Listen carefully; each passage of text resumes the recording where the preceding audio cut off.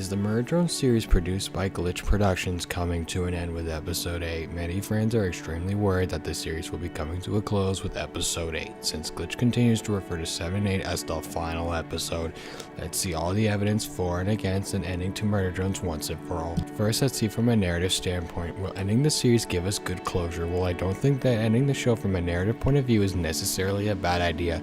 Thinking about it, we have a few main characters already dead, or at least are presumed dead, such as Doll and V, the latter being left sort of ambiguous as we never get to see her killed. However, I think that she really is gone. Doll we know for sure is gone since we see her dead body clear as day during mass destruction. We also got to see the truth behind JC Jensen and the Cabin Fever labs, which has been built up for quite some time now. Uzi's mother Nori's true fate was revealed. She is still alive, but only her heart and soul remain. Many fans believe that she was killed at the end of episode 7 when Uzi yeeted her into the depths of the Solver crater. But I can assure everyone watching that she is not dead. She's probably down there scavenging like she's always been doing. It's obvious that Nori's a fighter. So with a lot of the loose ends being tied up, there is not much more to reveal in episode 8. But episode 8's plot is a complete mystery to us fans. We know little to nothing.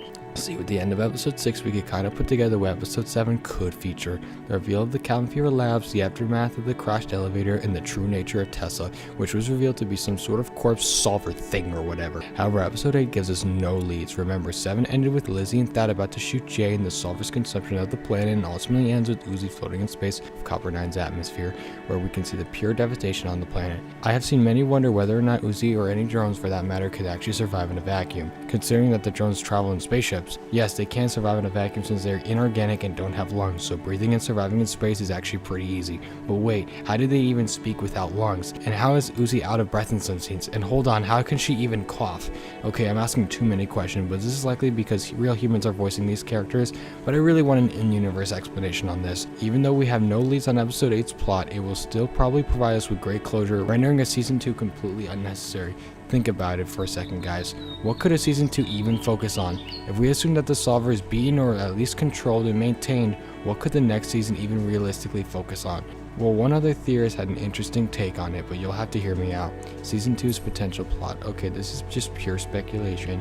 You have been warned. So Murphy64 thinks that the season 2 could focus on the events before the main series, and not so much of a prequel, but would see Uzi traveling back in time when humans were still alive and trying to prevent all the bad things that occurred with Sid in the Absolute Solver program and the destruction of Earth, and would even show the battles of Earth with the murder drones during the time when they killed humans, as we saw in episode 7's flashback. This is interesting, but it seems a bit convoluted and far-fetched. I personally hate time travel stories and seems like a bit much even for murder drones. However, the way I see a season 2 going is a prequel route to the main series. No time travel, just a whole prequel season that details the events in the early days of the Elliott Mansion, all the way to the destruction of Earth and the Absolute Solver's takeover and the relocation to Copper 9, ending with the events just prior to the pilot episode. And if the series ended with that, it would actually wrap up pretty good, and would give us a season 2 without feeling like the show's story is being unnecessarily extended.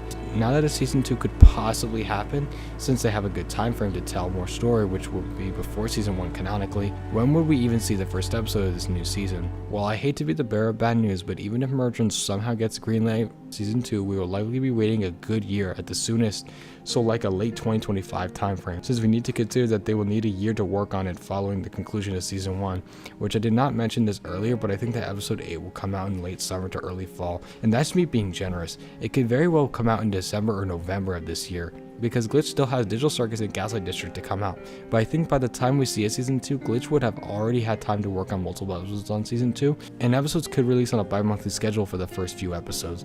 But we must also remember one crucial detail here, you guys, and that's the fact that Glitch is growing exponentially. This is only going to accelerate production time as they continue to rake in more subscribers as well as views, and the audience keeps buying their merch. This will allow them to hire more artists and will make the production to be really sped up. So really the speed in which the episodes come out is all up to us at this point.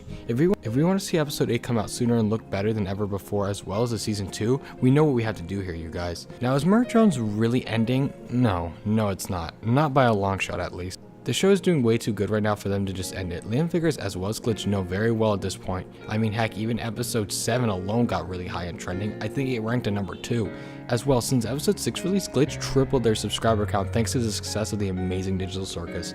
And though some may have only subscribed to get their Pumney fix, a lot subscribed to see all of Glitch's other works as well, such as Merge Drones, and that is why episode 7 gained so many views in a short amount of time compared to the previous 6. And that's because they are much larger now. And just wait till episode 2 of Digital Circus drops and the entire internet will break once again, and Glitch will shoot to about 20 million subscribers, which means much more money to produce more shows in half the time. And though I hate the amazing digital circuits, it has potential. I just want episode 2 to do way more than the pilot did. Once again, Merge Drones is not ending, but after 8 comes out in the summer or fall, there will be a pretty big wait until we hear anything new regarding it in season 2. But let me know down in the comments if you think Merge Drones is really ending or do you think it's here to stay. Thanks for watching, subscribe, and take care.